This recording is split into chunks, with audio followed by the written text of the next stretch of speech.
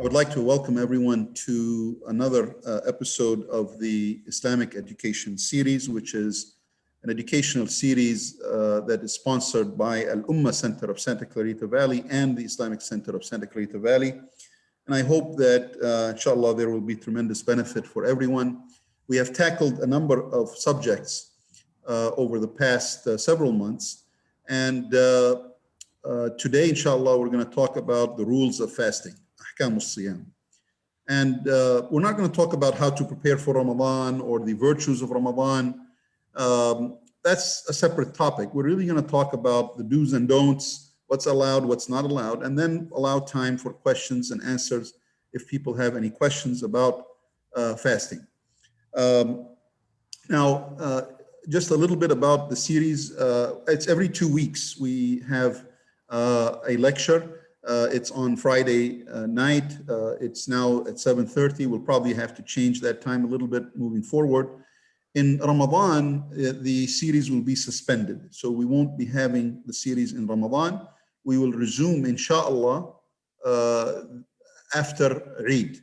So Eid is probably going to be on a Thursday. So it won't be that immediate Friday, but inshallah, the following one, we will resume the Islamic educational series, and we will be sharing with you what the topic will be, inshallah, as we get closer to that time. So we'll begin today, inshallah, with a discussion of the rules of fasting. I hope that all of you can see my screen. You don't really have to see the screen. I'm going to be pretty much going through all the slides in detail. I don't have that many slides because I want to offer time for questions and answers. But first, what is fasting? I mean, before we know the rules of something, we have to know what we're talking about. And as-siyam, or fasting, in the Arabic language means to abstain from something. Al-imsak, it just means to abstain from something. The Islamic definition of fasting is to abstain from food, drink of any kind, and sexual intercourse from dawn, meaning from Fajr, until sunset, which is Maghrib, with the explicit intention of doing so for the sake of Allah. So you have to actually intend to abstain for the sake of ibadah, that you actually are doing a worship to Allah. So if you're abstaining to lose weight, or you're abstaining because of some health issue, or someone told you to try it, that's different. That's a physiological exercise, and you're welcome to do it, but it's not fasting. You actually have to have, in addition to abstaining, an intent to do so for the sake of Allah and as an act of worship. The fasting of the month of Ramadan is obligatory. Allah subhanahu wa ta'ala says, Ya ayyuha alladhina amanu kutiba alaykum as-siyamu kama kutiba ala alladhina min qablikum la'allakum tattaqun. O you who believe, fasting is prescribed upon you or for you as it was prescribed for those before you, so that you may be righteous or pious, as you wish to translate the word tattaqun. In 2 ayahs after that, Allah subhanahu wa ta'ala refers specifically to Shahr Ramadan. He says, Shahr Ramadan alladhi unzila fihi al-Qur'anu hudan lin-nas wa bayyinatin min al-huda wal-furqan. And then he says, فَمَنْ شَهِدَ مِنْكُمُ الشَّهْرَ فَلْيَصُمْ. And whoever of you witnesses the month, meaning you're alive and present during the month of Ramadan, then you shall fast it. That's a requirement. You shall fast it. It is a great sin if you are able to fast and you don't fast. In one hadith of the Prophet ﷺ, he said, whoever purposefully does not fast even one day of Ramadan without an excuse allowed by Allah, he will never be able to make up for his sin, even if he fasts the remainder of his life. And of course, that is to magnify and clarify to us that it is such a great sin to not fast the month of Ramadan, even one day of it, when you are capable, able, and have no excuse. And we will go through some of those excuses shortly. So who's required to fast? And when do we start fasting? Well, we start fasting with the sighting of the new moon of the month of Ramadan. The Prophet ﷺ said, fast after you have seen it, and stop the fast when you have seen it. So when you have seen it, صوموا لرؤيته وافطروا لرؤيته. Sumu means start your fasting when you see the first sign of the crescent of the moon of the month of Ramadan, and stop fasting when you see the new crescent of the month of Shawwal, which is, of course, the night of Eid.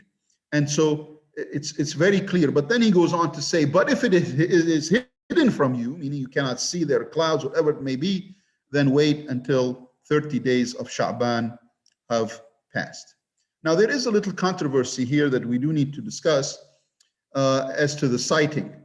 And I'm not going to go into the whole discussion of whether we have to actually see it with our own eyes or whether we can take by calculations.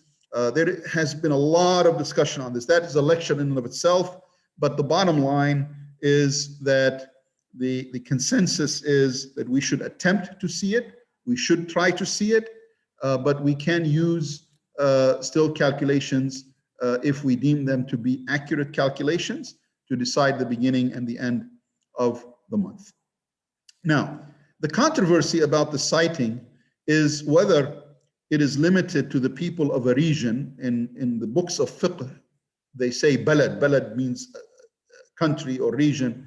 And said if it is limited to the people of that region, or is it the entire Muslim Ummah? For example, if somebody sees the moon in Malaysia, does that obligate us in the United States to begin fasting? If they see the moon in Mecca, does that obligate us to fast? So there's controversy about that. Some people say yes, as long as it's seen anywhere in the world, then everyone must begin fasting.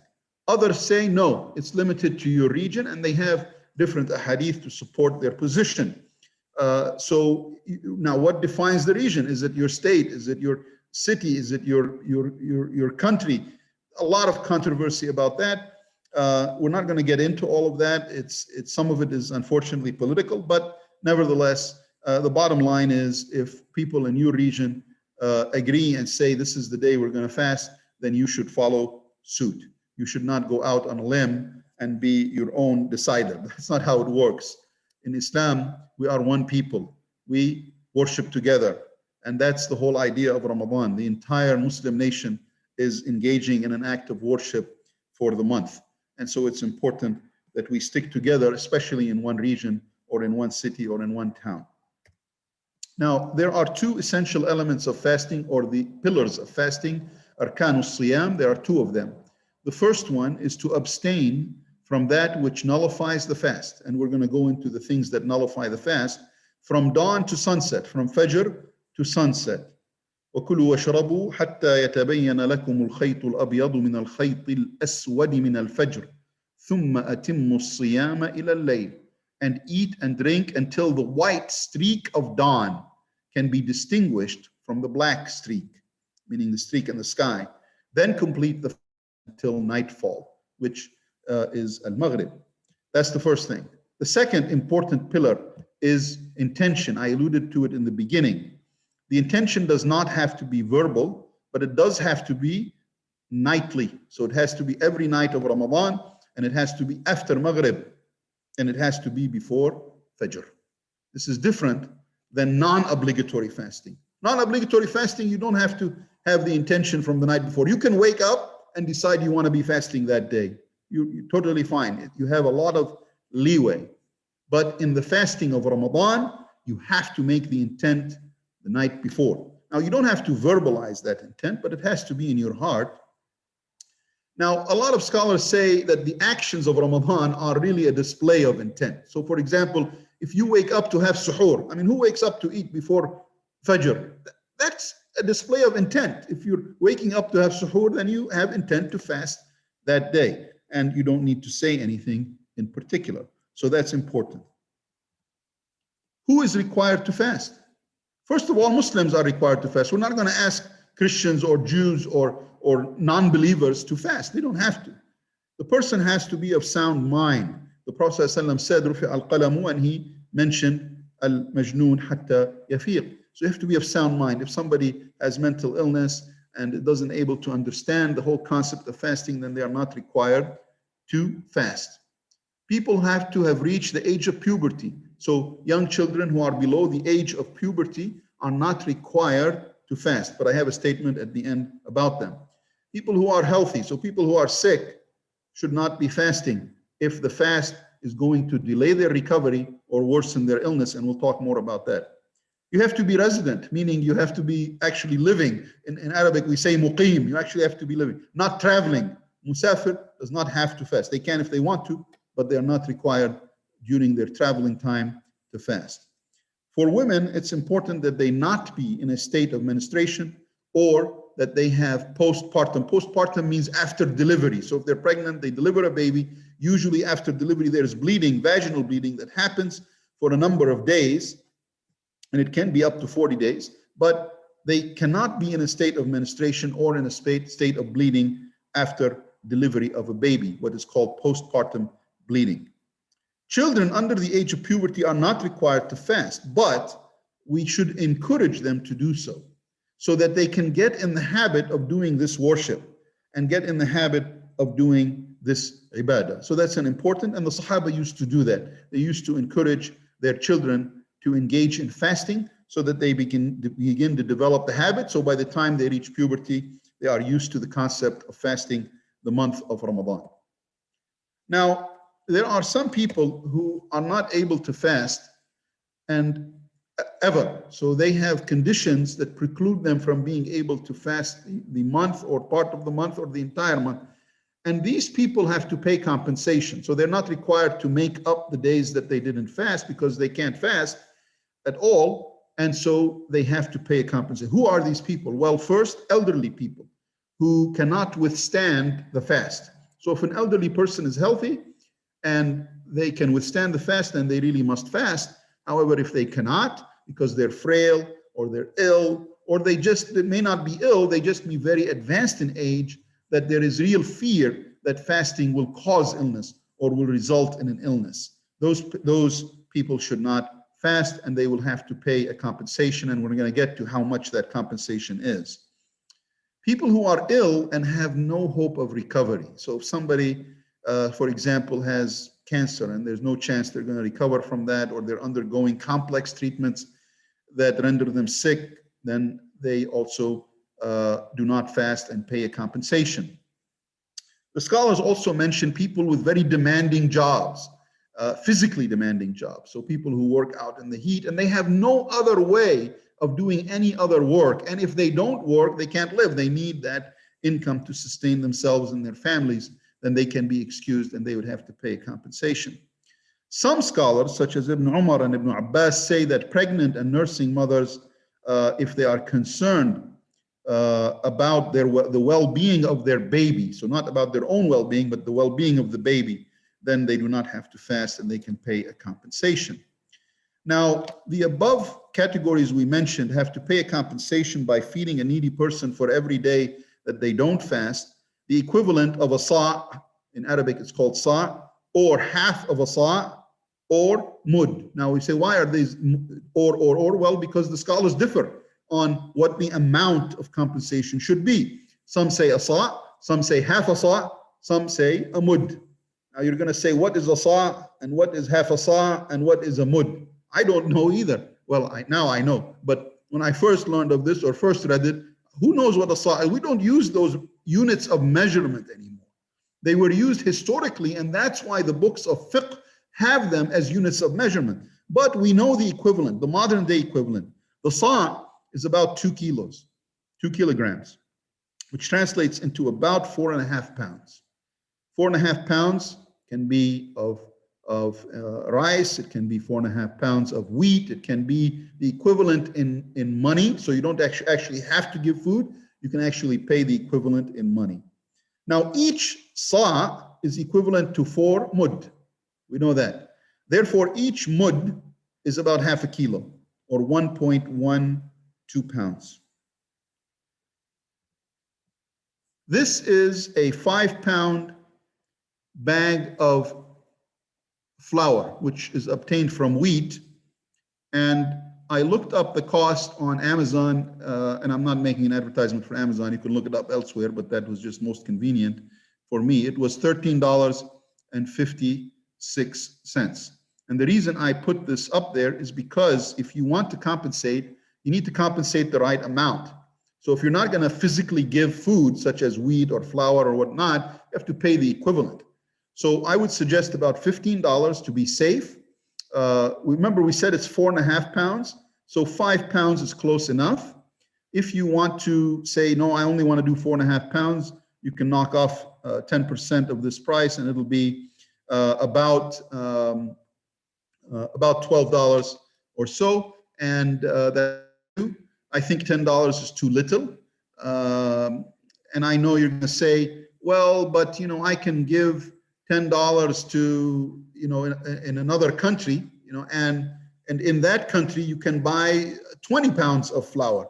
So why don't I do that? No, you cannot do that. That's cheating. You cannot do that. It has to be from what you eat. So it's from something similar to your community, what you live in, your own household, what you normally would eat. So that number of $10 or $15 is subject to change depending on your specific circumstance. And make sure you remember that Allah is watching, and do what is right, not what is cheap. Do what's right. So you have to feed from kind of, the scholars say, from the middle ground of what you normally would eat. Now, I want to focus a little bit on pregnancy and nursing. So mothers who are pregnant or who are nursing their babies. Ibn Umar and Ibn Abbas, as I said, they don't have to fast or make up for the days they lost. They only have to pay compensation. The Hanafi madhab says the opposite. They have to make up the days at a later time, and they do not have to pay compensation. So differing opinions, two completely different opinions. The Hanbali and Shafi'i school say if they are concerned about the child only, then they have to fast the days later, and they have to pay compensation. If their concern is for their own health, or for both their own health and the child's health, then they have to fast the days later and not pay compensation. So they have differing opinions depending on what the concern is specifically. If it's about the child, then they have to make it up later. If it is about themselves only, and then they have to fast the days later and not pay compensation.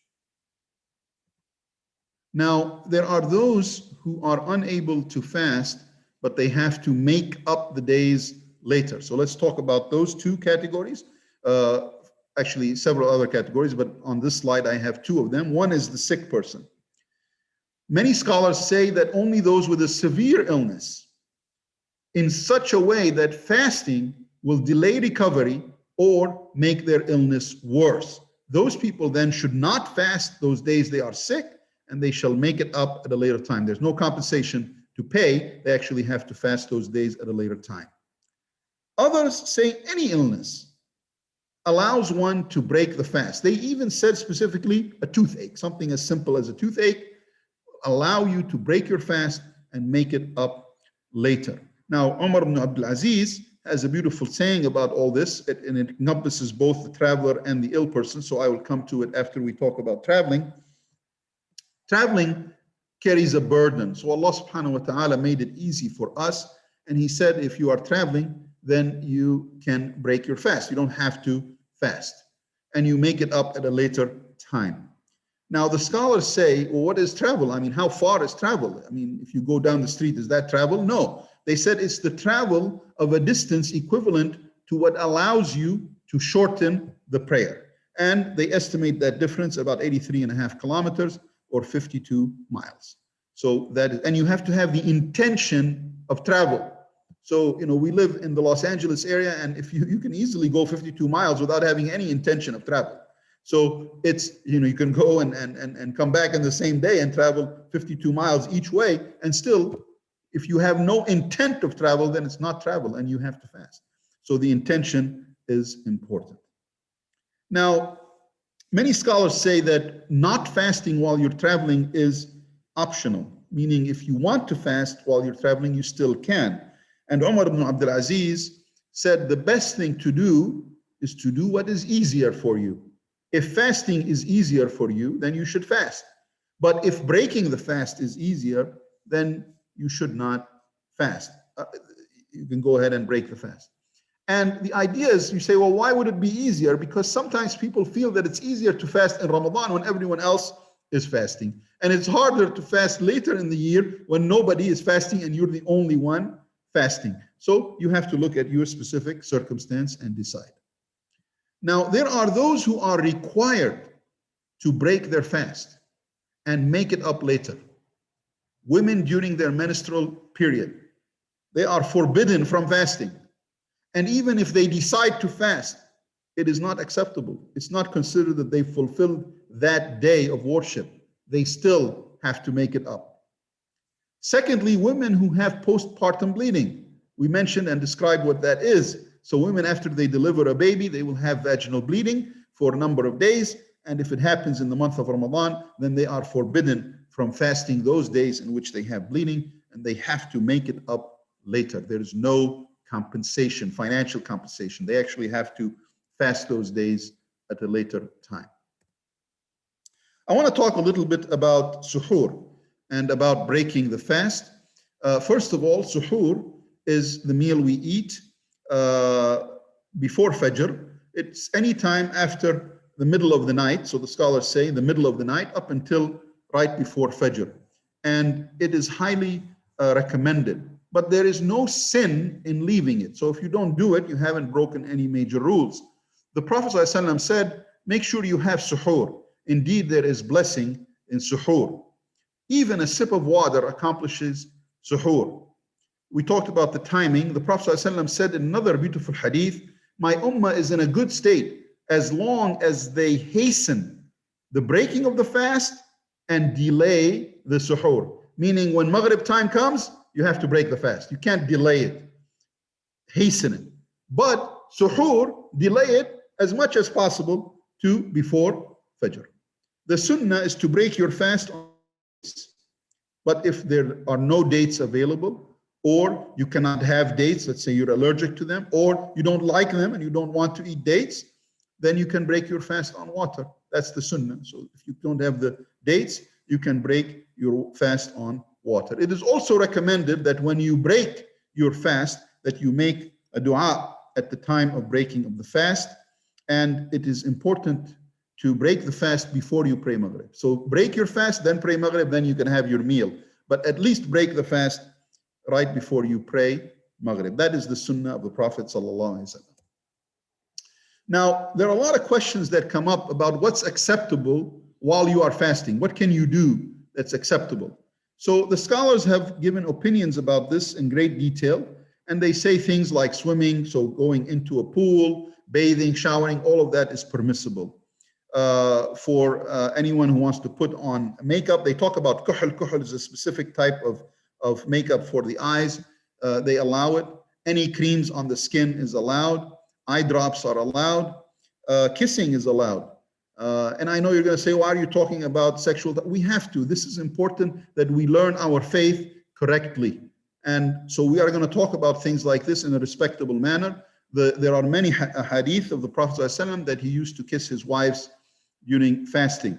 However, the Hanafi and the Shafi'i school of thought say that it is not recommended to kiss if it stimulates your desires. That in general, it's better to avoid kissing until after Maghrib. Now, injections. People ask about this all the time. Intravenous injections, intramuscular injections, subcutaneous injections. These are injections underneath the skin. All of them do not nullify the fast. They are acceptable.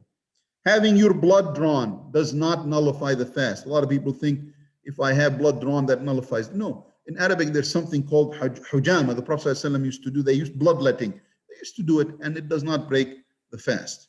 Wudu does not break the fast. You have to do wudu to do your salah. This includes the cleaning of the nose and the cleaning of the mouth. Brushing your teeth, using the siwak, of course, is recommended, but using a toothbrush and toothpaste, you can, but you have to be careful to avoid swallowing water or toothpaste. Now, if you swallow inadvertently a little bit, that still doesn't break your fast. But if you swallow purposefully, so again, only you will know, then it will break your fast. So be careful. You cannot swallow water or toothpaste while you are brushing your teeth. The scholars also say that swallowing things you cannot avoid. So if there's dust and you walk into a dusty room and you feel some of that dust in your throat, then you have no control over that, and it is does not nullify the fast. They even said that tasting the food without swallowing it, so you can put it on the tip of your tongue and taste it. Particularly for the person cooking the meal and they want to taste just to be sure of something, it's okay to do that. Smelling of odors, whether it's perfume or food, that none of that nullifies the fast. Now, this is an anatomical drawing, and I have it on here for a purpose, because you're going to think, why is he giving us a lecture in anatomy? Well, the reason is because there's an important concept as to what nullifies the fast and what doesn't. The scholars talk about anything that enters the jawf. So they use the word in Arabic, jawf, and jawf is the hollow interior of something. And whether it enters from the nose or the mouth or the rectum. The GI tract is one hollow tube. It starts in the mouth and the nose, and it goes down the esophagus to the stomach, from the stomach to the small intestines, from the small intestines to the large intestines. It's all one big tube, all the way down to the rectum, which is where the stool comes out at the time of defecation. So this entire tube is what the scholars refer to as al-jawf. That's why an injection does not nullify the fast, because when you're injecting into a vein, you're not injecting into the jawf, you're not injecting it into the stomach or into the esophagus or into the intestines. Therefore, it doesn't nullify the fast. But if you swallow water, then it will nullify the fast, because that water has entered the jawf. And that's what they mean by jawf, or the hollowness in the body, which is the gastrointestinal tract, which I have depicted here on the picture for you to see. Now, permissible things during Ramadan. You are allowed to eat, drink, and have sexual intercourse after Maghrib and up until Fajr. Once Fajr starts, even if you have food in your mouth, you have to spit it out. You cannot swallow it. Once Fajr starts, it's over. Fasting has begun. Now, a lot of people ask, what happens if I pray Fajr and then I sleep and then I wake up in an impure state? So for example, if somebody had a wet dream during the night, the answer is it does not nullify your fast, because you have no control over that. It does not nullify your fast, but you will need to perform ghusl before the next prayer, because you have to purify yourself and clean yourself before you pray. Same thing. If a woman was menstruating the day before and then the menstruation stops at night, then she has to start fasting the next day, but she can delay her ghusl until, which is the cleansing, until the next morning. But of course she has to do it before she prays. So Fajr may have, the adhan of Fajr may have happened. She may not pray Fajr until later, before sunrise. In that period of time, she has to do the ghusl if she did not do it the night before. So that's an important, but she is still considered fasting, even though the adhan of Fajr happened and she was not in a state of purity yet. So the fasting continues. There are important things that nullify the fast and require that you make it up. The first is eating and drinking purposefully. So if you eat and drink between Fajr and Maghrib on purpose, your fast is nullified for that day and you have to make it up after Ramadan. Now, let's say you forgot. Sometimes that happens. You're in a habit of eating or drinking something on a time schedule or whatever, and you forget. No, then your fast is valid. As soon as you remember, you stop eating and drinking and you continue your fast. Purposeful vomiting nullifies the fast. Scholars have opined about inhalers, such as used by asthmatics or people who use nasal inhalers. Basically, it's an aerosol, so it's a liquid that is transformed into a gas, but it still has droplets in it. And when you use that inhaler in your mouth or in your nose, some of those droplets are going to enter the jawf, because they're going to enter. Yeah, most of it will go to the lung, but some of it or a lot of it will enter the esophagus, and as such, it nullifies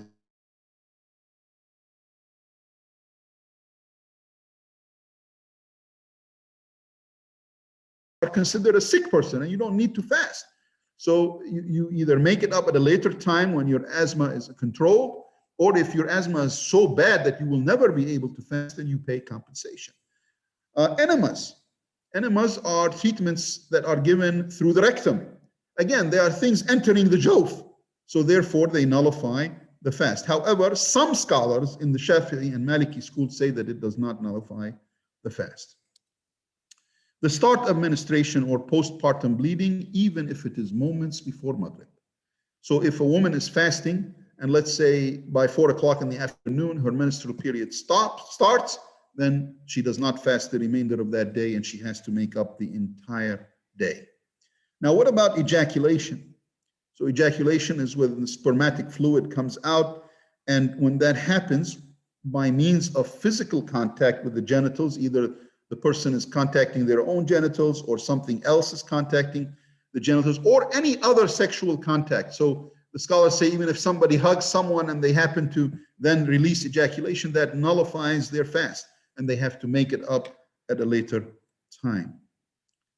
Anything else that follow on purpose that is not food or drink, there are circumstances where somebody may do that, but if that happens, it nullifies the fast. I've had people ask me, well, I forgot to take my medicine in the morning and I remembered, can I just follow the pill without water?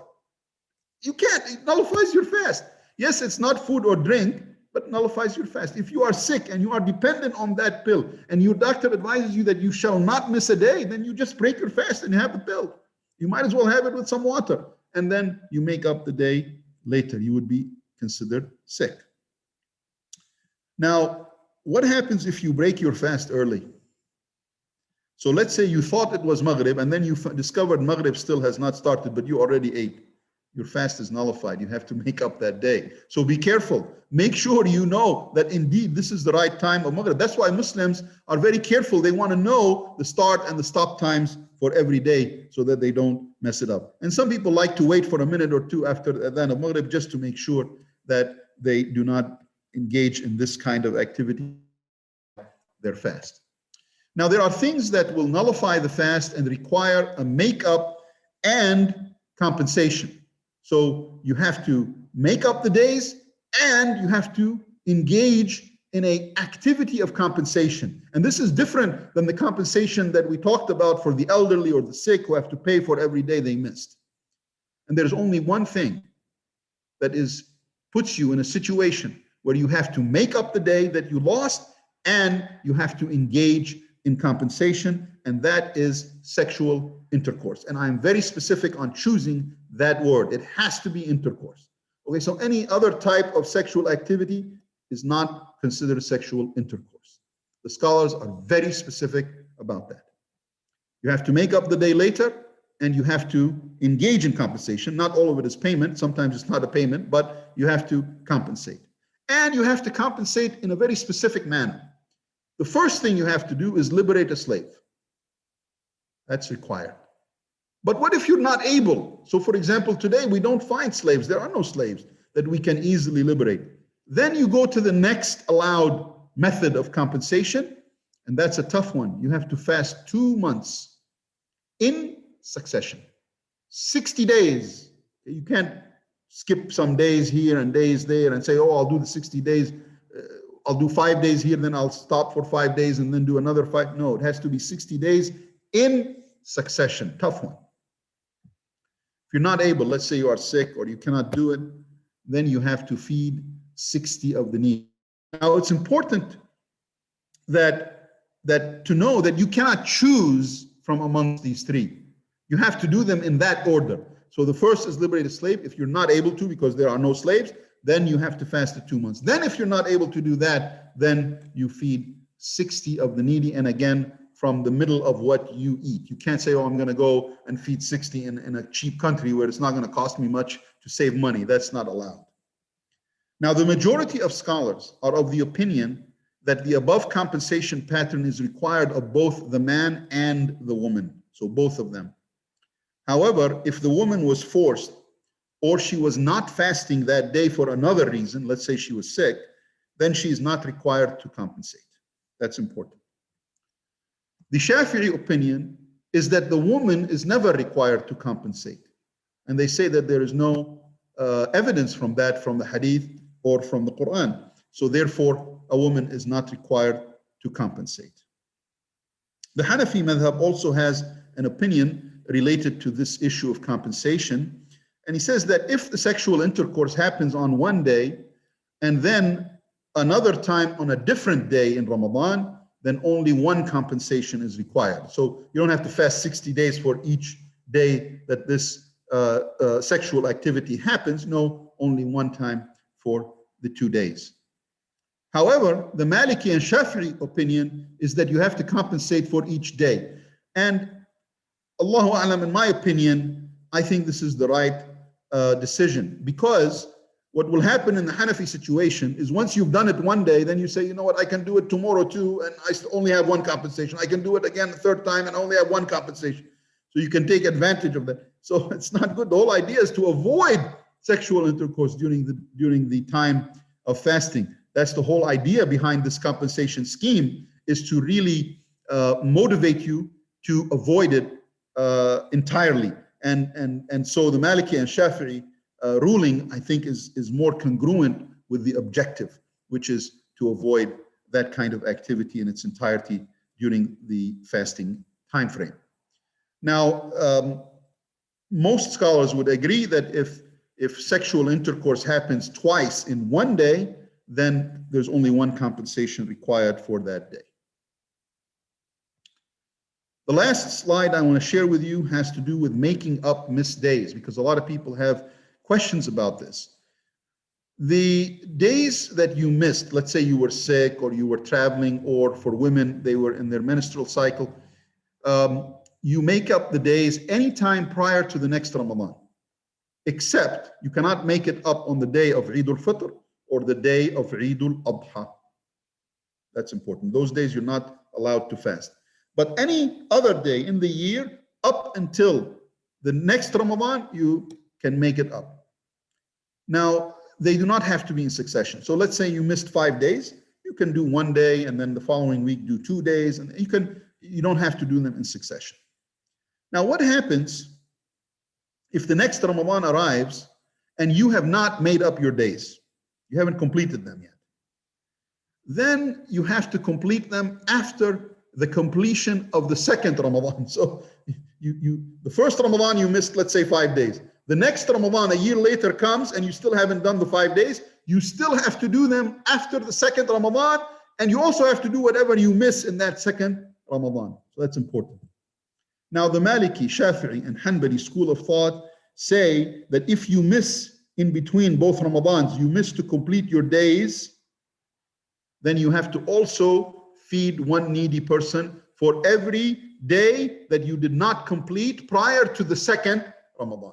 That's what they say, it's required. So you have to still make it up after the second Ramadan, but in addition to that, you have to pay one needy person for each day that you were not able to complete. I'm going to stop there. I ask Allah subhanahu wa ta'ala to enable us to fast the month of Ramadan successfully, and that we do so with completeness, and that Allah accept from us our fast, and that we do it correctly, and that Allah guide us always to the right opinion. I'm going to open now for questions. I don't know if we have, I see a chat here. Let me, you know what I'm going to do?